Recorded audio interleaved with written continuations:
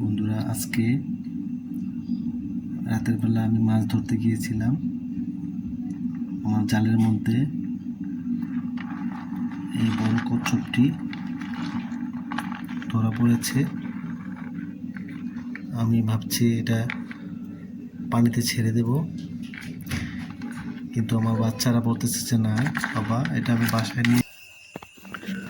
বন্ধুরা, আজকে রাতে জাল নিয়ে মাছ ধরতে এসেছি। জাল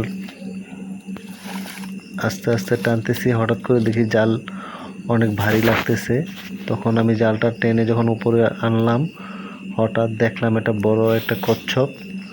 আমার ছেলে অনেক ভয় পেয়ে গেছে, বলল বাবা এটা সাপ। আমি বললাম না, এটা সাপ না, এটা কচ্ছপ। এই যে দেখুন, অনেক বড় একটা কচ্ছপ। বডিটা অনেক সুন্দর। ও জাল কামড় দিয়ে চলে যাচ্ছিল। খুব সাবধানতার সহিত ওকে সংরক্ষণ করেছি। আমি প্ল্যান করেছি এটা একরের মধ্যে রাখবো এবং এটা ডিম দিবে, বাচ্চা দিবে, এবং এটাকে লালন পালন করব, পানিতে ছেড়ে দেব।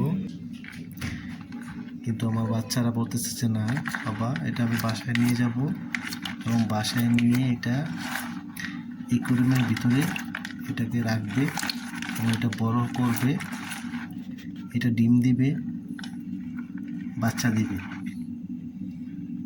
পুরো একটা বড় একটা কাছিম, মুখটা দেখুন।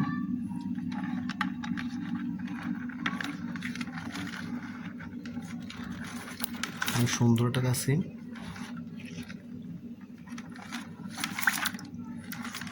আমরা কাছিম সম্বন্ধে জানবো, কাছিম কীভাবে বাস করে, কি খায়, কীভাবে ডিম দেয়।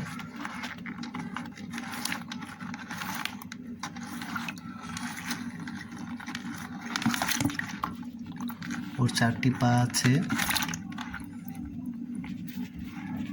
2টি চোখ, একটি মুখ।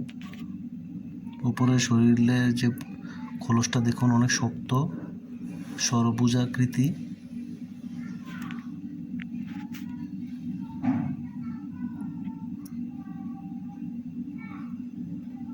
একটা কাছিম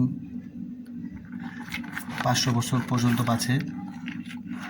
আর ওদের খাবার দাবার হচ্ছে লতা পাতা, ঘাস এবং মাংস,